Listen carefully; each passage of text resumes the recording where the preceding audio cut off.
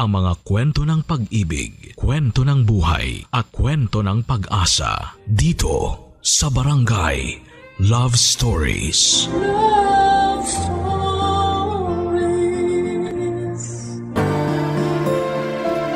Hindi madali na maliitin ka sa kakayahan mo. At mas lalong hindi madali na maliitin ka dahil lamang sa kasarian mo. Ikaw kapuso, kaya mo bang patunayan sa kanila na kaya mo anuman ang kasarian mo? Dear Papa Dudut, ako nga po pala si Tracy, single mom at isang strong and independent woman na gustong may marating na malaki sa buhay. 30 anyos ako nang nasubok ang kakayahan ko bilang isang babae. Sinubok yon ang katrabaho kong si Ringo Papadudut. Mas matanda lamang ng 5 taon sa akin at nakasabayan ko siya sa pag-a-apply sa trabaho. Sabay na rin kaming natanggap at mas marami siyang experiences pagdating sa trabahong pinasok namin, pero nabanggit ng mga ka-work ko na mas magaling ako sa kanya. Natuwa naman ako lalo't gusto kong maagang ma-promote, Papa Dudut. At bilang isang single mom kasi ay gusto ko noon na mabigyan ng magandang future ang anak ko. Lalo't mag-isa ko lang naman siyang binubuhay. Kaya naman lahat ng effort ay ginawa ko masigurado lamang na magkakaroon ako ng magandang posisyon sa trabaho, na magbibigay sa akin ng magandang sahod and secured na future para sa anak ko. Hindi lang ako noon ang gusto ng promotion. Isa na si Ringo noon sa nakalaban ko sa promotion. Kahit sabihin nga na mas magaling ako sa kanya sa trabaho ko, pero mas pabor naman noon sa kanya lagi ang boss ko. Sinabi ng iba na madalas daw silang nakikitang magkasama after work papunta sa mga bar kung saan ay malaya silang nakakapang babae. Hindi ko naman yon magawa noong kasama ang boss ko dahil ilag siya sa mga babaeng katulad ko. Nasabi nga rin niya dati na para sa kanya ang mga babae dapat nasa bahay lamang at inaasikaso ang mga asawa at anak nila. Nasaktan ako dahil pakiramdam ko ang baba ng tingin niya sa aming mga babae. Napakahirap maging babae sa trabaho noon. Pakiramdam ng ilan ay mahina kami at bagay lang kami sa bahay. Ang gusto ko noon ay baguhin yon at ipakita sa kanila na bilang isang babae ay kaya kong sumabay sa mga lalaki o kaya ko silang maungusan.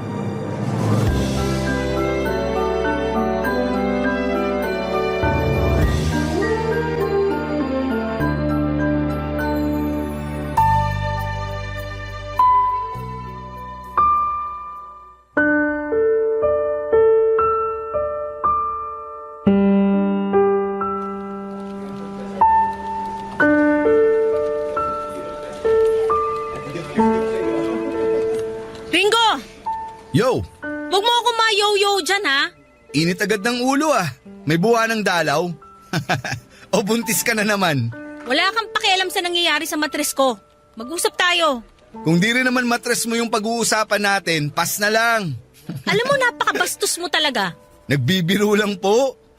Ano ba yon? Lumabas na stats kahapon, na. Oo nga eh. So, ba't di mo sinabi sa akin? Ay, kailangan ba? Alam mong kailangan kong gawan ng report yon, di ba? Oo pala. Nakalimutan ko lang. Pwede mo nang gawin ngayon. Teka, hanapin ko sa drawer ko. Feeling ko andun pa yun Friday ngayon. Alam mong tambak ako sa trabaho. Kung kahapon mo pa sana binigay sa akin, edi nagawa ko na sana. Sa nakalimutan ko nga eh. Umaga pa raw sa'yo inabot ni Jen. Sabi niya na pirmahan mo na at iabot sa akin. Tumango ka lang raw. Hinayaan mo lang daw na matenga sa mesa mo. Tinawag ako ni sir eh. Pagbalik ko ng mesa, nakalimutan ko na. Lagi na lang ganyan ang dahilan mo eh. Laging si sir ang alibay mo kapag may nakakalimutan kang gawin na trabaho. Nakakasawa na. Kung magalit ka naman dyan, akala mo girlfriend kita. Pinababayaan mo kasi trabaho mo. Oh, di ba parang girlfriend lang o nanay? Hindi ako nakikipagbiruan sa'yo, Ringo. Gawin mo na. Gagawin ko na nga. Heto na nga eh. Dahil sa'yo naapektuhan ang trabaho ko. Ngayon kailangan ko mag-OT para lang magawa yung report ng stats na yan. Buti sana kung with pay eh, pero hindi. Gagawin na nga, di ba?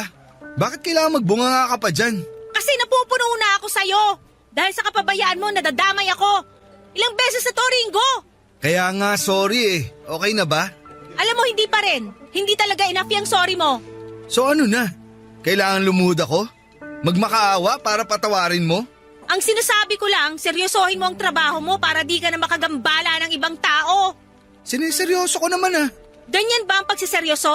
Lagi ka nalang umaalis sa mesa mo para makipagkwentuhan sa boss natin. Ah, inggit. Kaya naman pala.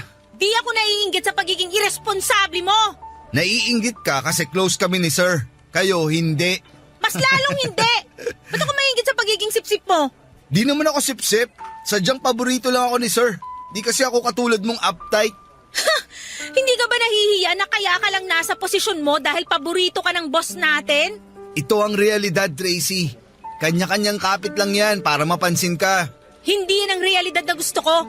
Hindi ako gagaya sa'yo, may dignidad pa ako. Saan ka dadali ng dignidad mo? Gusto mong ma-promote, di ba? Gagalingan ko sa trabaho ko. Ipapakita ko sa boss natin na ako ang karapat-dapat sa promotion at hindi ikaw. Alam mo, kailangan mo ring lumapit-lapit sa boss natin. Di e-epek yung pagiging magaling mo kung kulang ka sa pakikisama at karisma. Hindi na nga pakikisama yung ginagawa mo eh. Sumisip-sip ka na. Kahit buong buhay pa ako maging sip-sip, gagawin ko kung yan ang paraan para umangat ako sa pwesto ko. Di ba may anak ka na? Bakit di siya ang gawin mong inspirasyon para sumipsip? May anak ako at gusto kong maging magandang ehemplo sa kanya. Gusto kong ituro sa kanya na... Oo na lang. Ayoko na makipagtalo sa'yo. Baka sabihin mo sexist ako o kung ano man. Bumalik ka na sa mesa mo at magtrabaho ka na. Baka sakaling mapansin ng boss natin yung kasipagan mo. Malay mo, next time, ikaw naman yung maging body-body niya. Nainis ako kay Ringo dahil sa kapabayaan niya, Papa Dudut. Kailangan ko tuloy mag-OOT, Papa Dudut, ng araw na yon. Hindi ko tuloy nasundo ang anak ko at nagtampo sa akin ang anak ko dahil plano pa naman namin na pumunta ng mall para bilhin ang laruan na gusto niya. Nagpatong-patong na noon ang galit ko dahil sa naging kapabayaan ni Ringo. Tuloy ay naperwisyo ako. Ako yung tipo ng babae na maayos pagdating sa pag-i-schedule ng mga dapat gawin. At sinisiguro ko noon na maayos kong natatraffic lahat ng kailangan kong gawin sa trabaho. Pero may mga taong katulad ni Ringo na dahilan kung bakit nasisira ang schedule ko.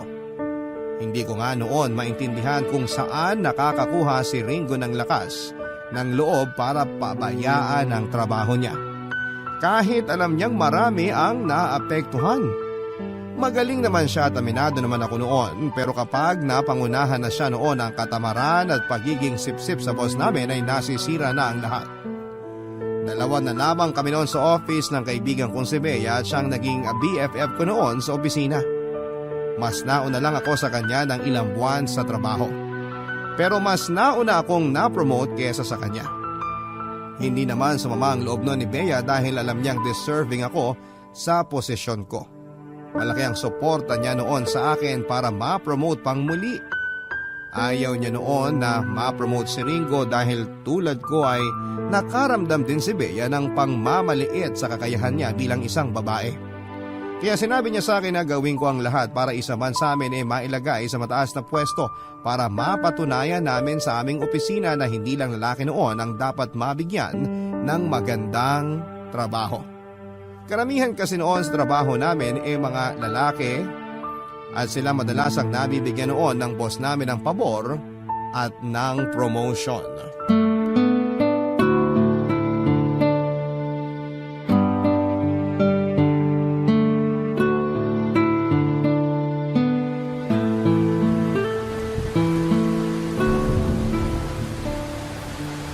Patapos ka na ba dyan, Tracy? Hindi pa. Gusto mo tulungan kita? Hindi na. Trabaho ko to. Saka alam ko marami ka rin ginawa kanina. Okay lang naman ako. Natapos ko na rin naman eh. Tsaka hindi pa ako makakauwi kasi tingnan mo oh, umuulan na. Naiwan ko yung payong ko sa bahay. Ha? Umuulan na?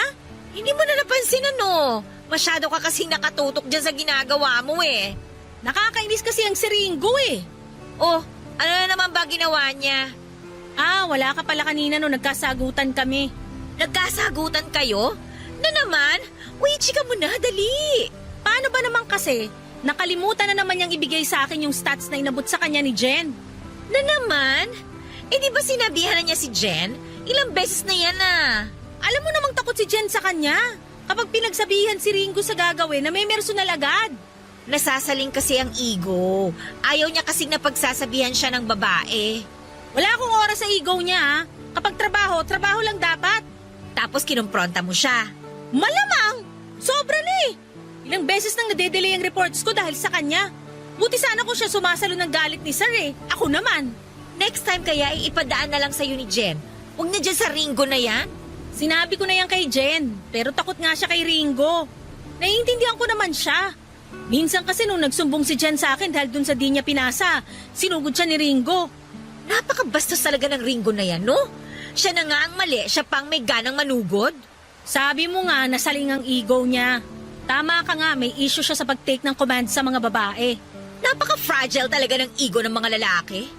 Mas matitake pa nila na tuhuran mo sila kaysa salingin ang ego nila. Sinabi mo pa. Sinubukan ko na magsumbong kay Sir dati. Dinedma lang ako, hayaan ko na raw. Maliit lang daw na bagay. Palibasa kasi close sila eh, no? Yan pa nga ang pinaglalaban ni Ringo eh. Porke close sila, kaya lagi siyang absuelto sa mga mali niya. Yan na rin kasi ang sistema dito. Wala na tayong magagawa. Politika talaga kahit dito sa opisina. Kaya ako naiinis kasi di sila fair lumaban. Kawawa tayong mga nagigipit dahil sa mga pagsipsip ng iba. Ay, ang lungkot ng realidad para sa ating nagtatrabaho ng patas. Ang lungkot talaga, lalo na sa ating mga babae. Oo nga. Tapos yung boss pa natin, lagi tayong dinadaw ng mga babae. Bakit daw nasa opisina tayo? Eh dapat nasa bahay tayo at nagwawalis. O di ba? Napakabastos. Kaya lang naman nag-hire ng babae dito para bumangong pangalan ng opisina natin sa labas. Kaya nga ako natatakot eh. Kung ganito na lang lagi ang kalakaran, paano pa makakaahon ng mga kababaihan? Mas mataas na di hamak ang evaluation mo kaysa kay Ringo, no? Pero mas maganda ang commendation ni Sir sa kanya. Sorry, Tracy, ha? Bakit ka magsusorry eh? Wala ka namang kasalanan. Wala kasi ako may tulong sa'yo eh. Okay na sa akin yung nakikinig ka. Okay na sa akin na may napagsasabihan ako ng sama ng loob ko. Pero alam mo, may idea ko. Ano yun? Paano kaya kung gumawa tayo ng paraan para matanggal ang Ringo na yan? O kaya kahit masuspend man lang para masira yung record niya. Maungusan mo na siya sa promotion. Parang nakakatakot naman yan. Wala namang nakakatakot doon. Iipunin lang natin yung mga maling ginagawa ni Ringo sa trabaho at ire-report natin sa HR. Tama lang naman siguro yun, di ba? Sa tingin mo makakakuha tayo ng pwede nating i-report sa HR? Kalat na ang kalokohan ni Ringo, no? Madali lang yun. Hala, lumakas pa lalo yung ulan. Ay girl, sign niya na wag muna tayong umuwi para mapag-usapan natin yung plano natin sa Ringo na yan. Natuwa ako sa kinalabasan ng pag-uusap namin ni Bea, Papa Dudut. Hindi ko po inakalang pati pala siya ay may lihim na inis kay Ringo. Hindi naman ako masamang tao, Papa Dudut. Naisip ko rin lang kasi na tama naman ang sinabi ni Bea. Oras na rin noon para may umabante para sa tama. Marami nang ginawang mali si Ringo sa opisina pero lahat ng yon ay napagtatakpan dahil close sila ng boss namin. Aminado rin ako na ego ko ang drive para sundin ang pinayo ni Bea. Nasaling din ang ego ko syempre, babae naman ako pero meron din naman akong ego na pinoprotektahan. Hindi ako pumayag noon na isang katulad lamang ni Ringo ang sisira noon. Akala noon ni Ringo siya lang ang may ego na natatamaan kapag nagkakaproblema kaming dalawa, ako rin kaya. Kaya naman naisip ko na HR ang makakatulong sa issues ko kay Ringo. Plinano namin ni Bea ang dapat gawin para masiguradong masuspende si Ringo. Gabi na siguro nang matapos kami. Nagpatila din kasi kami ng ulan at pagka-uwi ko ng bahay ay nakatanggap kagad ako ng tawag sa boss ko. Pinagalitan niya ako dahil sa na-late na pag-send ko ng report. Sinubukan kong sabihin na si Ringo ang may kasalanan kung bakit ako na-late nag-send pero hindi niya ako binigyan ng chance na magsalita. Para sa kanya noon ako ang may mali dahil sa akin ang endpoint ng reports. Sinisisi niya ako dahil mas marami pa raw akong time na magpaganda o makipagkwentuhan sa mga katrabaho kong babae. Kinumpara pa niya ako kay Ringo na pulido raw kung magtrabaho. Nagngingit-ngit ako sa galit kung alam lamang niya kung ano ang nangyari. Ewan ko na lang kung kakampihan at pupuriin pa niya si Ringo. Humingi na lamang ako noon ng sorry at bago niya binaba ang tawag ay nakarinig pa ako ng mura na galing sa kanya. Barangay Love Stories. Barangay Love Stories. Papadudot mas lalo akong ginanahang gumawa ng paraan para masuspend o matanggal sa trabaho si Ringo. Pinag-usapan namin ni Bea ang gagawin at marami kaming ginawang reports tungkol sa mga maling ginagawa ni Ringo sa oras ng kanyang trabaho. Maraming beses siyang hindi nagta-time in kapag nalilate siya at sinasabi niya noon na may problema raw ang biometrics, kaya hindi siya nakapag-time in. Madalas din siyang nag-early out noon at tinutulungan po ako ni Bea kung paano namin yon mapapatunayan sa aming HR. Chinek din namin ang search history niya sa kanyang computer at lagi po siyang nanonood ng mga malalaswa at mga illegal sites na naging dahilan para mapasukan ng virus ang gamit niya noong computer. At dahil doon ay na-compromise ang mga save files. Nagda-download din siya ng mga illegal na mga software gamit ang internet at equipment ng opisina na ginagamit niya para sa kanyang negosyo.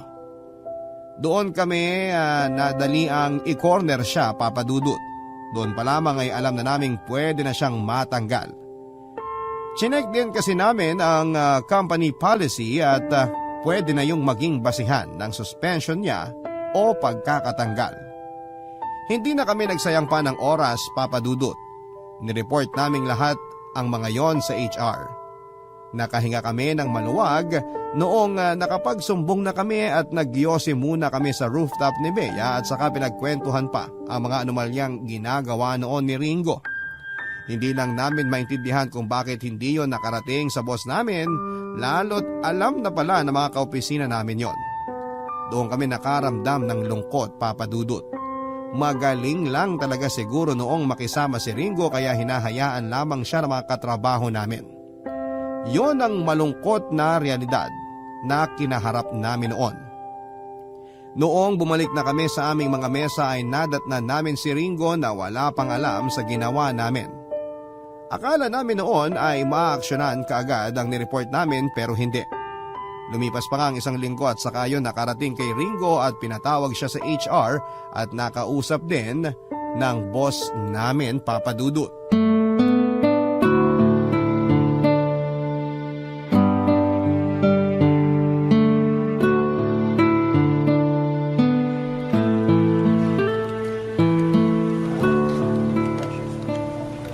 Kanina pa sila nag-uusap Masususpend na kaya si Ringo? Sa dami ng ginawa niya, baka nga matanggal pa siya eh. Bakit kaya hindi ako nakakaramdam ng awa sa kanya? Ba't tayo maawa sa taong gumagawa ng mali? Siyempre, tao lang naman ako, no? Dahil sa atin, mawawalan siya ng trabaho. Siya ang dahilan kung bakit siya mawawalan ng trabaho. Tayo ba'y gumawa ng mali? Hindi naman, di ba? Choice niya yun. Kung sa bagay. Ay, malalaman kaya niya na tayong nagsumbong? Sabi ng HR, hindi naman. Girl, lumabas na sa office si na Sir at Ringo. Oh, ba't parang masaya pa si Ringo? Papalapit na siya rito. Uy, mauna na ako sa table ko, ha? Sige, sige. Oh, kinausap ako ng HR. Ah, talaga? May nag-report daw sa akin. Anong sabi? Marami. Basta, gusto ako masuspend ng HR. Wow! Mabuti na lang at dumating si Sir. Hindi ka masususpend? Sa tingin mo? Siyempre, pinagtanggol ako ni Sir. Hindi ba parang unfair yon? Mas unfair kaysa sa ginawa mong pangtatraidor sa akin? Tracy, alam kong ikaw ang nag-report sa akin. Ako nga, may problema ba? Napundi ko na ba talaga ang ego mo? Kaya gusto mo na akong sirain? Ikaw mismo ang sumisira sa sarili mo. Kung di ka gumagawa ng mali rito sa opisina, hindi ka mahahanapan ng butas. Ikaw ang gumawa ng butas. Talagang ayaw mong tanggapin ang mga mali mo, no? Tanggap ko naman. Di tanggapin mo kung masususpend ka o matatanggal. Yan naman ang di ko tanggap. Well, bahala na ang HR sa'yo. Sigurado naman akong gagawin nila kung ano yung tama. Ginawa naman na nila ang tama. Suspended ako. Good for you! With pay. Thank you ah. Saan pa maganda magbakasyon? Hindi ka man lang nag-worry sa mangyayari sa records mo after ng suspension mo? Hindi. Hindi ka nag-worry na dahil sa suspension mo hindi ka mapopromote? Hindi. Alam kong di ako papabayaan ni sir. Ganyang kakakampante sa pagiging sip-sip mo? Oo. Ikaw, kampante ka ba talaga na sa pagsusumbong mo mapapahamak ako? Kasi tama ako sa ginawa ko. Tama ka man o ako yung mali, di mo ako basta-bastang masisira. Kakampi ko ang boss natin. Baka lang nakakalimutan mo. Yan lang naman ang hawak mo, Ringo. Ikaw, kahit anong hawak mong ebidensya laban sa akin, talo ka pa rin. Tingnan natin. Hindi ako takot sa'yo. Yan ang pagkakamali mo. Anong ibig mong sabihin? Ang gusto ko lang sabihin, tignan na lang natin. O siya, magre-ready pa ako sa bakasyon ko. Saan kaya ako pupunta? Sa impyerno. Libre ka ron. Doon ba tayo magde-date? May discount ka ron for sure. Makipag-date ka kay Judas. Judas? Yung traidor? Mas bagay kung kayo ang mag-date. May something in common naman na kayo eh. Bye! Papadudot, hindi naman ako kinabahan sa sinabi ni Ringo. Alam kong nasa side ko noon ang tama at wala naman akong ginawang mali o masama sa trabaho. Kampante ako noon na walang mangyayari sa akin at malinis akong magtrabaho at base sa records ko noon ay walang makikitang butas si Ringo para gamitin laban sa akin. Sa paglipas ng mga araw at linggo ay wala namang nangyaring masama sa akin, papadudot.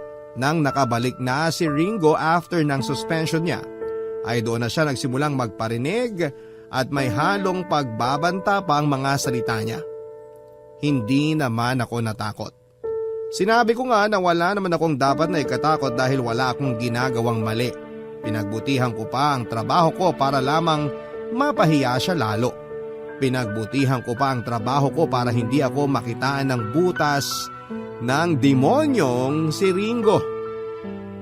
Hanggang isang araw ay nagulat na lamang ako noong nasuspend si Bea ng 2 linggo.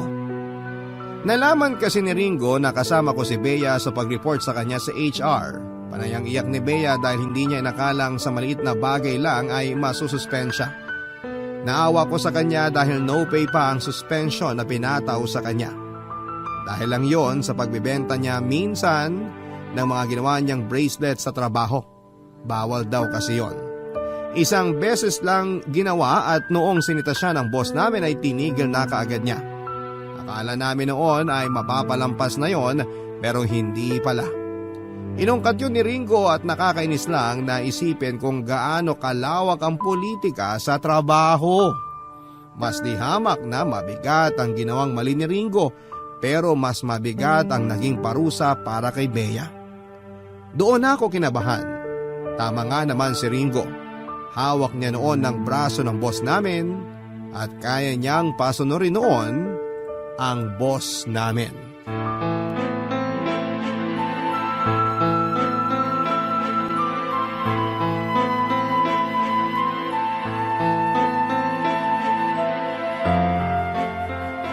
Ringo! Good morning, ganda! Suspended ako! Wow! Congrats! Keep it up! Hindi ka nakakatuwa. Kapal ng mukha mo. Sobra ka na. At least makakapagbakasyon ka na. Yun nga lang, without pay. Dahil lang sa 3 pirasong coupon band at 2 paper clips na inuwi ko, masususpend ako without pay? Para yun sa report na kinailangan kong iuwi dahil hindi ako pwedeng magstay after work dahil may sakit ang anak ko. Bakit mo kasi inuwi? Pwede namang dito mo na lang ginawa ang trabaho mo, di ba? Nasabihan ka patuloy ng boss natin na magnanakaw. Kung inagahan mong tapusin yung mga kailangan mong pirmahan, di sana nagawa ko rito sa office yung reports na kailangan kong gawin. Aba, bakit bumabalik sa akin? Di mo ba kayang tanggapin na mali ka? Di ko matatanggap. Sobra namang laki ng ego mo. Tinalo mo pa yung sa akin. Babae ka ba talaga? Patingin nga. Pasilip, dali! Bastos ka talagang demonyo ka! Walang kinalaman gender ko rito! Ang sa akin lang, di ka marunong makisama. Ayan tuloy, diyan kita nadali. Hindi ka ba nahihiya sa ginagawa mo? Hindi ka marunong lumaban ng patas? Eh kung di ka lang masyadong pakialamera, di naman mangyayari sa'yo to ngayon. Pinuna ko lang kung ano yung mali mo. Pinuna ko rin kung ano yung mali mo. Patas lang yun. Patas? Asan doon ang patas? Pareho tayong nasuspend. Quits na tayo. Nasuspend ka dahil sa pagtatamper mo sa biometrics? Nanonood ka ng mga malalaswang video sa isang illegal na site? Nakasira ka ng maraming files dito sa opisina? Marami ka pang ginawang mali pero anong parusa sa'yo? Suspension with pay! Tapos ako, dahil lang dun sa copad band at paper clips, masususpend without pay? Asan doon ang patas? Aba malay ko. HR ang nag-decide. Sa kanila ka magalit. Alam mo kung anong ginawa mo, Ringo! Alam mo! Eh kahit naman alam ko, wala ka na rin namang magagawa. Eh andyan na eh. Nangyari na eh. Tanggapin mo na lang. Napakawalang hiya mo! Hindi ka kasi marunong makisama. Sisihin mo na lang ang sarili mo. Kung nanahimik ka na lang sana katulad ng iba, eh di hindi sana nangyari yan sa'yo. Hindi ako katulad nila na takot sa'yo. Hindi mo ako basta-basta mapapatahimik. Ewan ko ba kung bakit ang tapang-tapang mo? Mabuti pa yung ibang babae rito, marunong sumunod. Huwag mo akong igaya sa kanila. Gumaya ka sa kanila. Kung di ka kasi matapang, kung di ka masyadong lumalaban, peaceful sana ang buhay mo rito. Baka pagbigyan pa kita sa mga gusto mo. Pero hindi eh. Masyado kang bilib sa sarili mo. Kung meron mang masyadong bilib sa sarili rito, ikaw yon. Oo, kasi alam kong magaling ako. Kahit may mga pagkakamali ako, nakakabawi ako. Nakakabawi dahil sa galing mo? Ha! Sip-sip ka lang, Ringo! Sip-sip! Kaya ka nakakabawi kasi panay ang dikit mo sa boss natin. Kasalanan ko ba kung paborito ako? Kung laging ako ang pinapaboran at hindi ikaw? Kasalanan ko nga siguro. Kasalanan ko na pangarapin na magiging patas ang mundo para sa mga katulad kong babae. Papadudot naging close naman kami ni Ringo dati at may time pa na nagkagustuhan kaming dalawa pero hindi po yon natuloy. Sinabi niya masyado raw akong dominante para sa kanya at inutusan niya akong maging submissive para mag-work daw ang relationship namin kung magiging kami man. Yun daw kasi ang sikreto ng matagalang relasyon at tested na raw yon. Sinabi nga rin niya na kapag masyadong alpha ang babae ay walang nagtatagal na lalaki. Hindi ko po yun nagustuhan. Nakipag-argue ako sa kanya tungkol sa usaping yon at hindi niya yon nagustuhan. Alam kong nasaling ko ang pagkalalaki niya sa mga sinabi ko. Hindi kami nagkasundo, papadudot, at nainis siya sa akin dahil hindi niya ako napasunod. Doon ako nag-decide na huwag nang ituloy ang panliligaw niya. Hiningan pa niya ako ng chance pero tumanggi pa nga ako. Nakita ko na kasi kung ano ang magiging buhay ko kasama siya at na-turn off ako sa mga paniniwala niya pagdating sa mga babae. Mas lalo tuloy siyang nagalit sa akin, papadudot.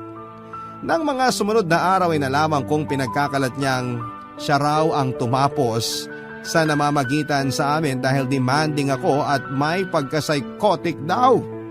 Pinagkalat pa niya na nagalaw na niya ako at hindi raw siya natuwa. Hindi po yun totoo, papadudot, at nihawakan ang kamay ko ay hindi niya nagawa dahil kinikilala ko pa lamang siya noon. Nainsulto ako noon pero hindi ko na pinatulan pa. Mas lalo lamang siyang nainis sa akin kasi hindi ko pinansin lahat ng pangiinsulto niya sa akin. Mula noon ay pinag-initan na niya ako. Lagi niya akong ginigipit noon at dinadamay pa niya ang boss namin para mas lalo akong mahirapan. Nagkataon pa na mesogynis ang boss ko, kaya hindi sila nahirapang magkasundo para pahirapan ang buhay ko sa opisina. Madalas nila akong paringgan noon na tatanda daw akong dalaga dahil sa pag-uugali ko, papadudot. Wala raw tatagal sa akin dahil ayaw ng mga lalaki ang isang katulad kong klase ng babae, papadudot. Barangay Love Stories. Barangay Love Stories. Papadudot, na suspend po ako ng 3 weeks at alam kong hindi po yon makatarungan. pero wala akong nagawa. Nakatikom kasi ang bibig ng mga tao sa opisina kahit alam nilang may mali na. Naintindihan ko naman sila dahil siguro takot silang mawala ng trabaho. Kahit si Bea ay natakot nang lumapit sa akin dahil nasampula na siya ng boss namin. Palihim na lamang kung mag-usap kami noon para hindi na rin siya madamay sa akin. Hanggang sa bihira na niya akong kausapin noon, Papa Dudut. Marami po siyang dinadahilan kung bakit hindi na niya ako kinakausap pero alam ko naman ang katotohanan. Naiintindihan ko naman siya. Nakukonsensya ako dahil naisali ko siya sa pakikipaglaban ko sa mali sa opisina. Sa buong 3 weeks na nasuspend po ako ay nasikaso ko na lamang ang anak ko at nagtaka ang anak ko kung bakit hindi ako nagtatrabaho. Hindi ko po siya sinagot dahil alam kong hindi pa niya maunawaan ng murang edad niya ang mga nangyari sa akin. At mas lalo tuloy akong natakot para sa anak kong babae. Naisip ko na paano na nga ba kung siya naman ang maka-experience ng mga nangyayari sa akin, Papa Dudu. Ang unang taong nagparamdam sa akin na mahina ang mga babae ay ang tatay ng anak ko. Ganon din ang aking ama. Pinamukha niya sa akin na dapat ay nasa bahay lamang ako at inaasikaso ang pangangailangan ng pamilya ko. Nalungkot ako lalo na noong nangangarap akong maging isang boss. Pero tinawanan niya lamang ako. Sinabi niya na trabaho yun ng mga lalaki. Dinagdag pa niya na maging asawa na lang daw ako ng isang boss. Hindi niya ako pinag-aral sa college dahil mag-aasawa rin daw naman ako. Kaya naman po nagsumikap ako na pag-aralin ko ang sarili ko para patunayan sa kanya na hindi lang ako babaeng pangbahay. Kahit malayo na nga ang naabot ko ay hindi pa rin siya nabilib sa kakayahan ko. Lagi po niyang sinasabi noon na malaking pagkakamali ko ang pasukin ang mundo na para lamang sa mga lalaki. Sinabi niya na mahihirapan lang daw ako at masasaktan dahil pinipilit kong ipaglaban ang pagkababae ko sa mundo ng mga lalaki. Sinabi niyang concern lamang siya sa akin dahil alam niya ang galaw ng mga lalaki.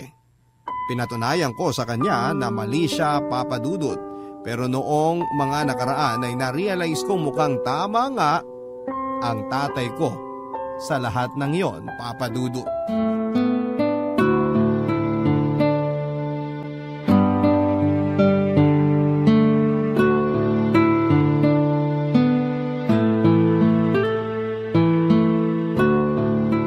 Hello, Tracy?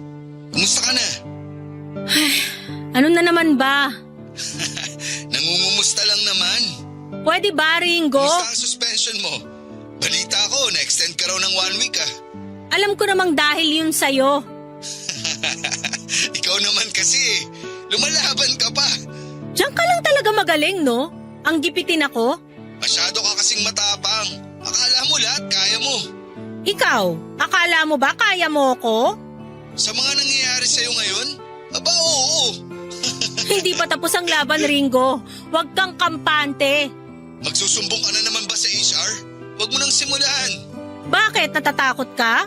Marami pa akong alam tungkol sa'yo.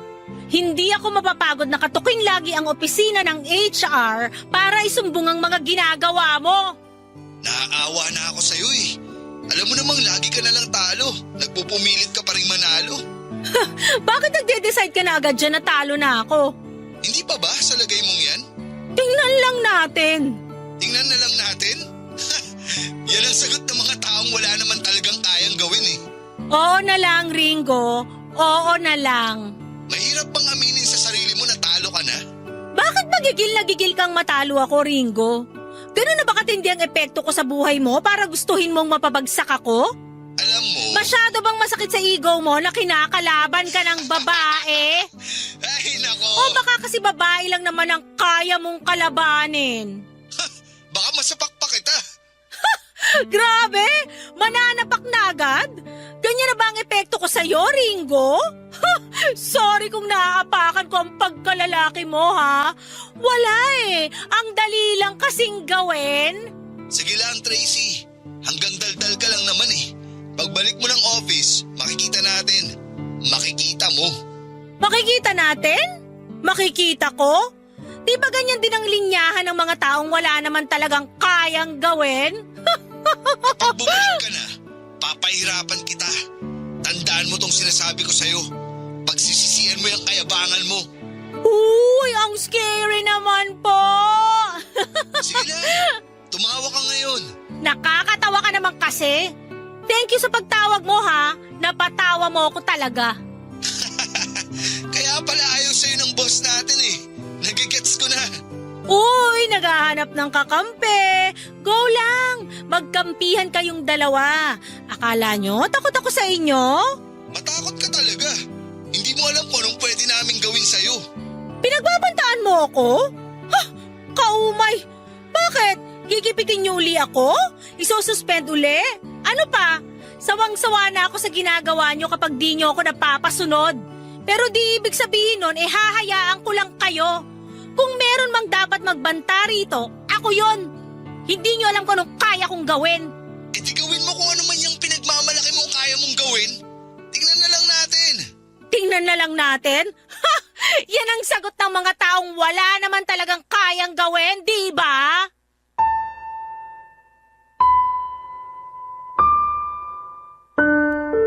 Papadudot na unang nagbaba ng tawag si Ringo at naramdaman ko na nanalo ako noon.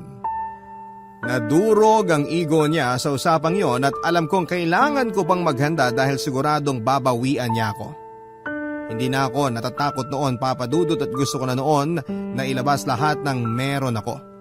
Mapatunayan ko lamang sa kanya na hindi ako mahina. Hindi na ako makapaghintay noon na makabalik sa opisina para harapin siya. Hindi ko na naisip pang report siyang muli sa HR dahil alam ko namang wala ring patutunguhan yon. Bala ko na lamang noon na gawin lahat ng makakaya ko sa trabaho ko. Gusto ko lang noon na i-improve ang sarili ko para ma-achieve ang mga bagay na iniisip ng iba ay hindi ko kayang gawin o hindi ko kayang abutin. Gusto ko lang noon na patunayan sa mga katulad po ni Ringo na kaya kong higitan ang minarkahan nilang limitations ko. Natapos na ang suspension ko at pwede na akong makabalik sa trabaho ko. Pinaghandaan ko yon, papadudod, at wala akong naramdamang takot sa mga pwedeng gawin ni Ringo sa akin. Kampante ako noon dahil alam kong nasa side ako ng tama. Sa unang araw ng pagbabalik ko sa opisina, si Bea kaagad ang una kong nakasalubong. Nakita kong alanganin ang itsura niya noong nakita niya ako. Sinubukan pa nga niya akong iwasan noon pero naharang ko siya kaagad. Alam ko noon na medyo takot pa rin siyang lapitan ako dahil ayaw niyang madamay pa sa gulo namin ni Ringo. Nabalitaan ko rin sa ibang kawork namin na may posibilidad na hindi daw siya ma-renew sa trabaho dahil sa natanggap niyang suspension noon. Mula noon, nalaman din ni Ringo na nagkampihan kami ay pinag-initan na niya si Bea. Kaya nga mas lalo akong nagpursige na labanan pa si Ringo para mawala na ang takot ni Bea, papadudot.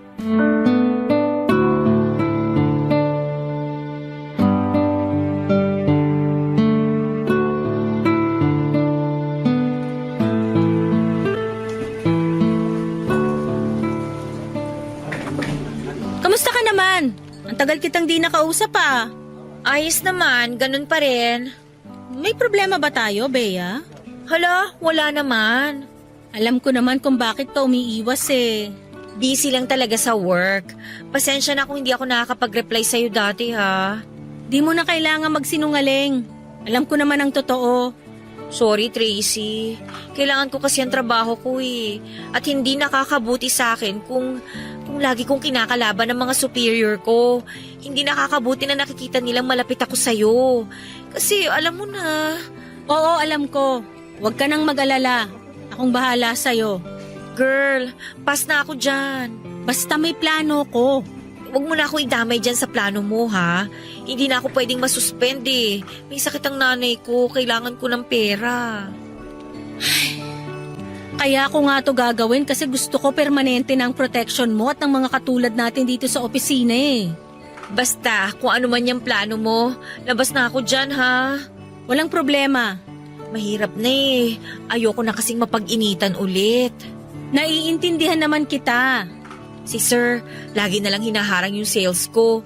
Tapos minsan, yung mga prospect clients na inaabot ng main sa atin, pinapasa niya sa iba. Hindi niya ako binibigyan. Napaka-unfair talaga. Alam mo namang magaling din ako, di ba, Tracy? Isa ako sa top agents dito. Tapos, dahil lang sa... Sorry, Bea. Hindi ko alam na ganyan na pala yung epekto ng pagtulong mo sa akin.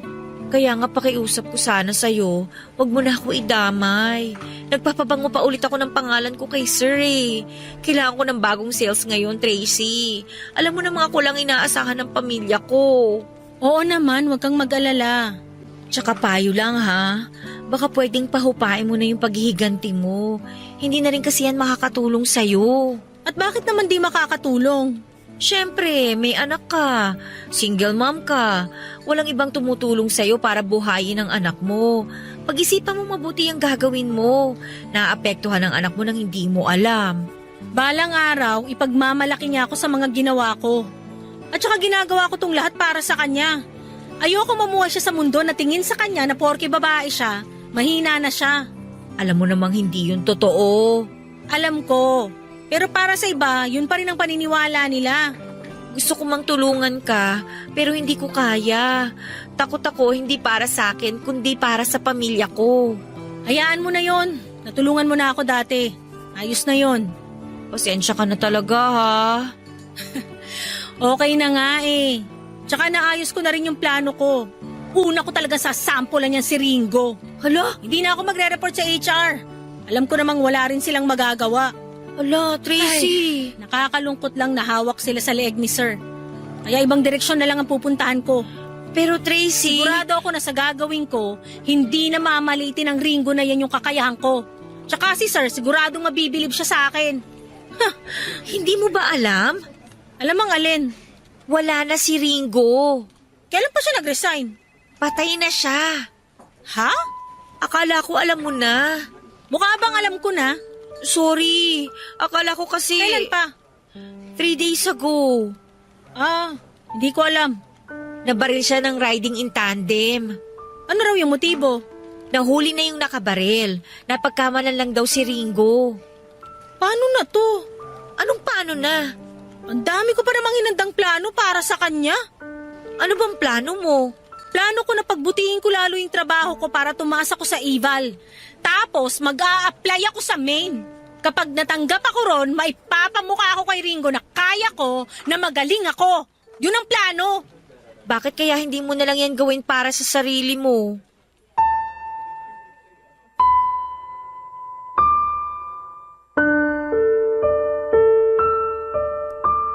Papadudod, hindi pa rin po ako makapaniwala noon na nawala na ang number 1 na kalaban ko.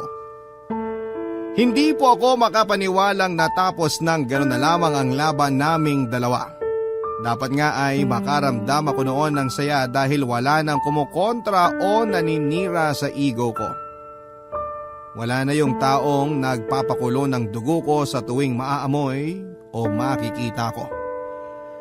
Wala na akong kalaban sa promotion at wala na yung taong dahilan kung bakit ako na-challenge para pagbutihin ko lagi ang trabaho ko. Wala na.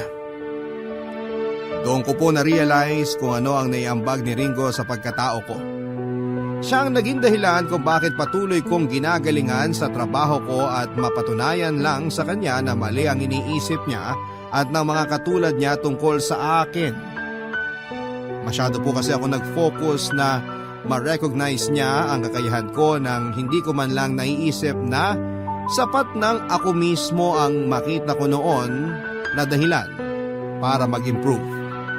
Ilang buwan nang nakakalipas noong nawala si Ringo at hindi na katulad ng dati ang buong buhay sa opisina. Mas naging payapa na hindi dahil sa wala na ang kalaban ko kundi dahil nahanap ko na ang kapayapaan sa sarili ko. Nag-decide na ako noon na mag-file ng resignation dahil hindi na ako masaya sa environment ko. Naging toxic na ang opisina para sa akin at kabilang na ang mga tao doon. Papadudot, natanggap kong may mga tao na hindi tatanggapin kung ano ang kakayahan mo, pero ayos lang sa akin yon. Wala kang kailangang patunayan sa kanila dahil kilala mo ang sarili mo. Maging mabuti ka para sa iyo at hindi pwedeng nakasalalay lamang sa ibang tao ang iyong halaga. Pwedeng hindi maniwala o magtiwala ang iba sa iyo pero sana'y huwag umabot sa punto na ikaw rin mismo ay hindi magtitiwala sa sarili mo. Hanggang dito na lamang po ang aking liham. Maraming salamat sa pagbasa at pag-unawa. Ako po ang inyong kabarangay forever, Tracy. Anong say mo sa Barangay Love Stories na ito? Pagkwentuhan natin sa comment section yan.